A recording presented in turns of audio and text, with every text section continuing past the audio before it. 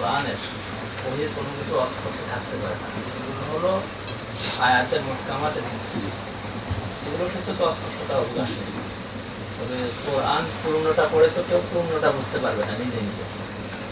এখন যদি এভাবে বলা হয় যে এটা হতে পারে না যে আল্লাহ আপনাকে কোনো কথা বলছেন আর সেটা আপনার বোধগম্য না, এই যুক্তিতে যদি কেউ কোরআন নিয়ে বসে গেল ট্রান্সলেশন পড়ে পুরো কোরআন বুঝতে লেগে যায়, এখানে কথাটা ঠিক যে আল্লাহ যেটা বলবেন যেটা বোধগম্য না সেটা আমার বোঝার দরকার নেই। তো মুতাশাবে কি এটা নিয়ে কিছু কথা আছে। তো মূল কথা হলো যে মুতাশাবের বিভিন্ন পর্যায়ে আছে। মুতাশাবে সবার জন্য মুতাশাবে, বুঝেছো? এগুলো বোঝার আমার দরকার নেই, এটা আল্লাহর কাছে ছেড়ে দিলেই হবে। তবে কোরআন বোধগম্য এটা 100 বার, কিন্তু ট্রান্সলেশন মানে কোরআন না। যে ব্যক্তি ট্রান্সলেশন নিয়ে বসেছে সে ব্যক্তি কোরআন পড়ে একজন যা বুঝেছে সেটা পড়ছে, সে কোরআন পড়ছে না, কাজে কোরআন বোধগম্য। কিন্তু যে ব্যক্তি কোরআনের ট্রান্সলেশন পড়ছেন তিনি কোরআন বুঝে একজন মানুষ যা লিখেছেন তাইটা কোরআন তিনি পড়ছেন না, কিন্তু কোরআনের ওই প্রত্যেকটা শব্দের ভিন্ন অর্থ, ভিন্ন মাত্রা, ভিন্ন থাকতে পারে। কথা বুঝতে পেরেছো? এই জন্য তর্জমা পড়াটা কোরআন পড়া না, কোরআন পড়ে একজন যা বুঝেছেন সেটা পড়া। কোরআন পড়ে তর্জমা পড়ে আমরা কোরআনের ভিতরের মূল শিক্ষাটা নেব, কিন্তু ইয়েস নোতে যেতে পারবো। আকীদা প্রমাণ করা, ফিকহ প্রমাণ করা, যেমন বাংলা যারা কোরআন পড়েন, এখানে সমস্যা হয়েছে কি জানো? কোরআনের মহব্বত এটা ফিতরাত। কোরআন মানুষ পড়বে, ঈমান আছে, কোরআন পড়বে না, এটা তো হতে পারে না। আর কোরআন না পড়ে না বুঝে পড়া এটা কোনো পড়া না। আল্লাহ কোরআন পড়তে বলেছেন, তাদাব্বুর করতে বলেছেন, বুঝতে বলেছেন, চিন্তা করতে বলেছেন, রাসূলুল্লাহ সাল্লাল্লাহু আলাইহি ওয়াসাল্লাম বুঝে পড়তে বলেছেন, সাহাবীরা বুঝে পড়তেন, আরো হওয়ার পরও বোঝার জন্য অপেক্ষা করতেন। কাজেই কোরআন না বুঝে পড়তে হবে, এটা মূল কাজ না। এখন কথা হলো কেউ না বুঝে পড়লেন হবে কি না, হবে না কেন? একজন মানুষ তার হয়তো জামা নেই, সে জামা ছাড়া নামাজ হবে, কিন্তু এই জামা ছাড়া নামাজ পড়া তার মেয়ার না। এখন কোরআন বোঝার ক্ষেত্রে আমরা উম্মতকে বাধা দিই, আমরা কি বলি তোমরাও বলো যে আমরা কোরআন পড়ছি দাওরা হাদিস পাস করার পরে, অমুক ক্লাস ওঠার পরে আপনার কোরআন কি বুঝবেন? কত বুঝতে পেরেছো? এখানে সমস্যা হলো কোরআনের প্রতি মহব্বত, টান মানুষের ভিতরে। মুমিন মুসলমান কোরআন পড়বে না, কোরআন পড়বো, আল্লাহ কোরআনে কি বলেছেন? আমরা আলেমরা ইজমাইল ওলামা কোরআন বোঝার বিরুদ্ধে, সবাই মানুষদের বলছে কোরআন পড়েন না।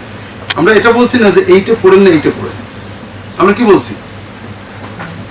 কোরআনের বোঝার চেষ্টা করেন না। এতে একটা প্রবলেম জন্ম হয়েছে, সেটা হলো মানুষের ভিতরে কি ভাষা আছে, পানি খাবে।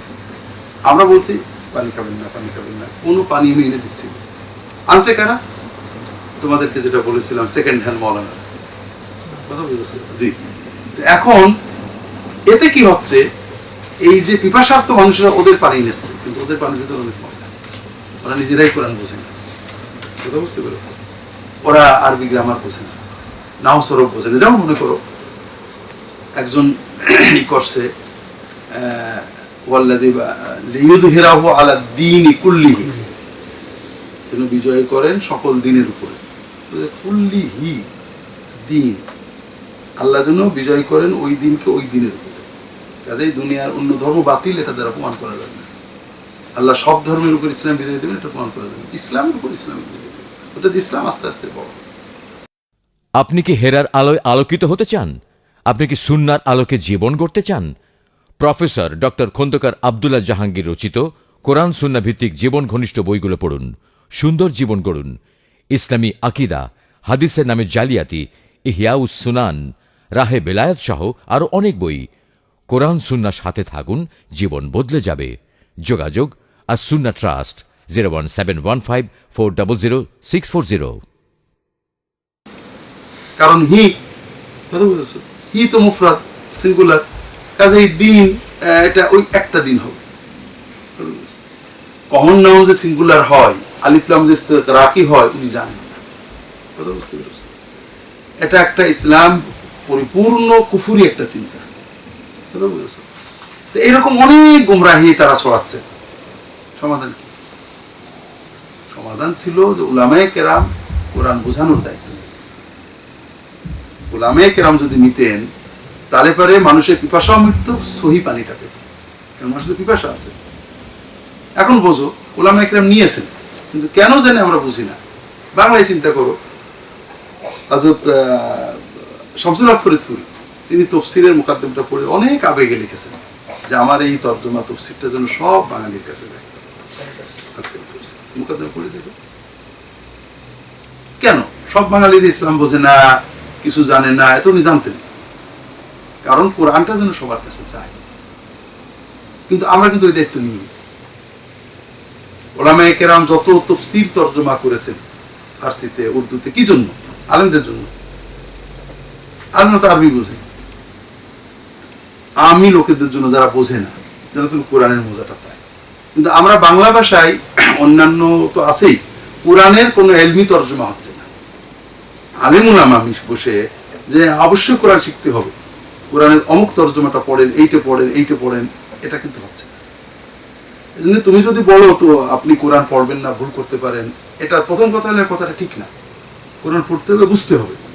কোরআন আলেম না বোঝা যায় না, এটা গলত কথা। তা যদি হতো তাহলে আরবের আমি মানুষরা কোরআন শোনা নিষেধ হয়ে যেত। কোরআন শোনে না ওরা, কোরআন অর্থটা ওদের কলবে যাচ্ছে না, ওরা তো একটা কিছু বুঝতেছে। যদি আমি মানুষ বুঝলে যদি গোমরা হওয়ার ভয় থাকতো, তাহলে রাসূলুল্লাহ সাল্লাল্লাহু আলাইহি ওয়াসাল্লাম নামাজে সব সূরা পড়তে দিতেন না, খাস কিছু পড়তে বলতেন। বর্তমানে আরব বিশ্বে প্রায় কোথাও আরবি ভাষা নেই, সব লোকাল ল্যাঙ্গুয়েজ হয়ে গেছে। ওরা নিজেরা আরবি বলতে পারে না। এমনকি আরবিতে যখন আমরা সহি কথা, ফুসহা কথা বলি, অনেকে বোঝে না, শুধু কোরআন পড়লে বোঝে।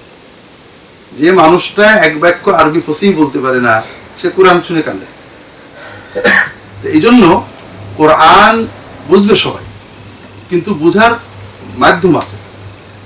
আলেমদের উচিত সাধারণের জন্য এলমি তরজমা করা, তাদের একটা বিকল্প দেওয়া, এটা প্রথম কথা। দ্বিতীয় কথা হলো, এই যে আলেম এবং কোরআনের জন্য পিপাসা নিয়ে যাচ্ছে, এদের ভিতরে একটা দূরত্ব তৈরি হচ্ছে। আলেমরা বিকল্প দিচ্ছে না, আলেমরা উৎসাহ দিচ্ছে না, বাধা দিচ্ছে। তুমি আমি এখন দুই দলে চলে গেছি। এতে কি হচ্ছে, এই যে বিভ্রান্তিগুলো তাদের ভিতরে জন্ম নিচ্ছে, এটা প্রান্তিকতায় চলে যাচ্ছে। কোরআন পড়ে তো গুমরা হয় না, তো কোরআন পড়ে খারেজি হয়। কোরআন পড়ে খারেজি হয়, উগ্রতায় উদ্যুক্ত হতে পারে। যেমন এক জায়গায় গেছি, কোরআন শিক্ষা কেন্দ্র খুব ভালো, মানুষ কোরআনের তর্জমা শেখে, মাসাল শেখে, সাধারণ শিক্ষিত, জাহাঙ্গীরনগর বিশ্ববিদ্যালয়ের পাশে। আমি সেখানে যে আমার আলোচনায় ডেকেছে, উনি বিশ্ববিদ্যালয়ের প্রফেসর সিনিয়র, উনি বললেন যে আপনার খুতবাতুল ইসলামে 21শে ফেব্রুয়ারির উপরে যে আলোচনা লিখেছেন, এটাতে কোনো আলেম উলামাতে এসব লেখে না, এই জন্য আপনাকে আমি একটু দাওয়াত দিতেছি, আপনি একটু আমাদের কোরআন শিক্ষা কেন্দ্রে আসেন। ঠিক আছে, অনেক আগে। ওখানে যে কি বলছিলাম জানো, দেখেন কোরআন পড়ে মুত্তাকি হতে হয়, কোরআন পড়ে মুফতি হতে হয়। কোরআন পড়ে ইয়েস বলা যায়, নো বলা যায় না। না আপনি উদাহরণ দেন, তাহলে ঠিক আছে উদাহরণ দিচ্ছি।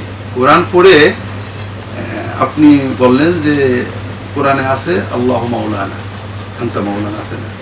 এটা আপনি বলতে পারবেন যে কোরআনে আল্লাহকে মাওলানা বলা হয়েছে, কিন্তু মানুষদের মাওলানা বলা যাবে না, এটা আপনি কোরআন পড়ে বলতে পারবেন না। এটা নো।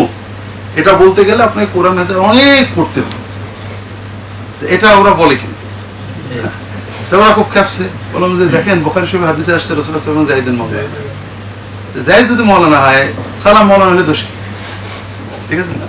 কাজেই মানে আনতা মাওলানা দ্বারা আপনি বলতে পারবেন যে আল্লাহ আমাদের মাওলা, কিন্তু আপনি এটা বলতে পারবেন না যে আব্দুস সালাম আমাদের মাওলা না। কারণ কোরআনে আল্লাহর জন্য অনেক সিফাত আসছে যেগুলো মানুষের জন্য ব্যবহার করা হয়। এটা আমি যখন বুঝালাম তখন তারা কিছু কষ্ট পেয়েও বুঝলো। আর এই কথাটা বলার জন্য তোমাকে সেই পর্যায়ে যেতে হবে যে আপনি কোরআন পড়েন, কোরআন আপনি তর্জমা পড়ছেন মানে কোরআন পড়ছেন না, কোরআন পড়ে একজন যা বুঝেছে আপনি সেটা বুঝছেন, এটার মাধ্যমে কোরআনের মূল মেসেজটা আপনি পাচ্ছেন। কিন্তু আপনি ফকি বা মুফতি না। কারণ ফকি হওয়ার জন্য আল্লাহ বলেছেন ফালাউলা নাফারা মিন কুল্লি ফিরকাতিন মিনহুম তাইফাতুন লিয়াতাফাক্কাহু ফিদ-দ্বীনের জন্য অনেক পড়তে হবে, ফারেগ হতে হবে। এই জন্য কোরআন বুঝবে, বোধগম্য কোরআন সবাই বুঝতে পারবে। আর যেগুলো বোঝা যায় না মুতাশাবিহ, তা সবার জন্য মুতাশাবিহ।